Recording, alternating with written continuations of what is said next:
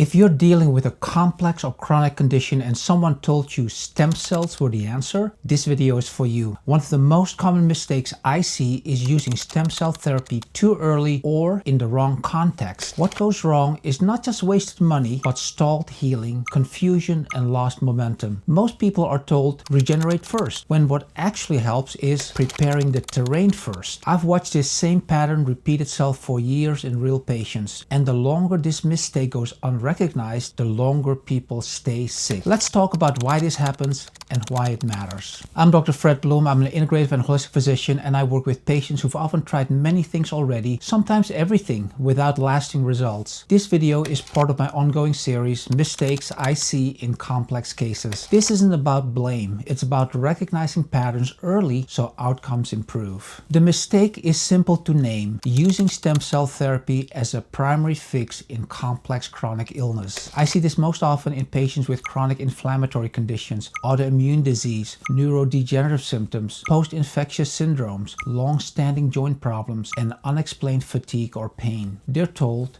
stem cells regenerate tissue.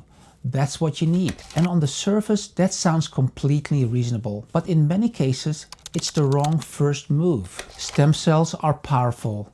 They can signal repair, reduce inflammation, and influence immune behavior. So it's understandable why patients and even clinicians are drawn to them. When you're exhausted, hurting, running out of options, the idea of regeneration feels like hope. The problem isn't the therapy. The problem is timing and context. There are a few quiet forces behind this pattern. Medicine is under time pressure.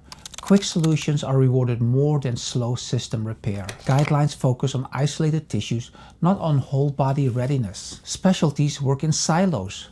Orthopedics looks at joints. Neurology looks at nerves. Immunology looks at antibodies. And patients understandably want relief now, not in 6 months. No blame here. This is a systems issue. Here's what I see clinically. A patient receives stem cell therapy, sometimes locally, sometimes intravenously. They feel a little better at first, then progress plateaus, or symptoms return, or new symptoms appear. Fatigue, flares, immune instability. They're told you just need another round. But the underlying drivers, chronic inflammation, immune dysregulation, oxidative stress, toxic load, unresolved infection, were never addressed. So the body doesn't know what to do with the signal it's receiving. Earlier in my career, I was impressed, like many clinicians, by the promise of regenerative medicine.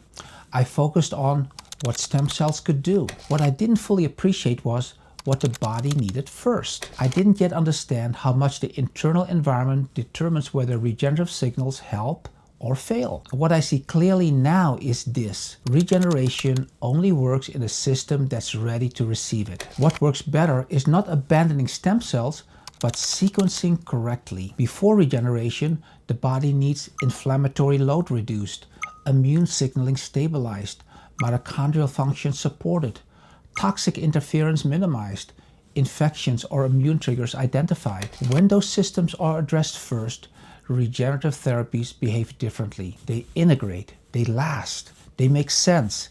This is systems medicine, not replacement therapy. This matters most for patients with chronic inflammatory illness, autoimmune conditions, post-infectious syndromes, complex pain patterns, and neuroimmune symptoms. It's less critical for simple orthopedic injuries in otherwise healthy people. That nuance matters.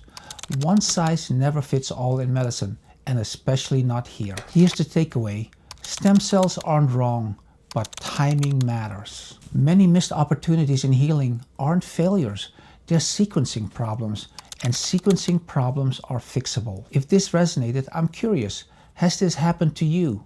Were you ever told regeneration was the only thing that mattered? Does this explain why progress stalled? Let me know in the comments. These conversations matter.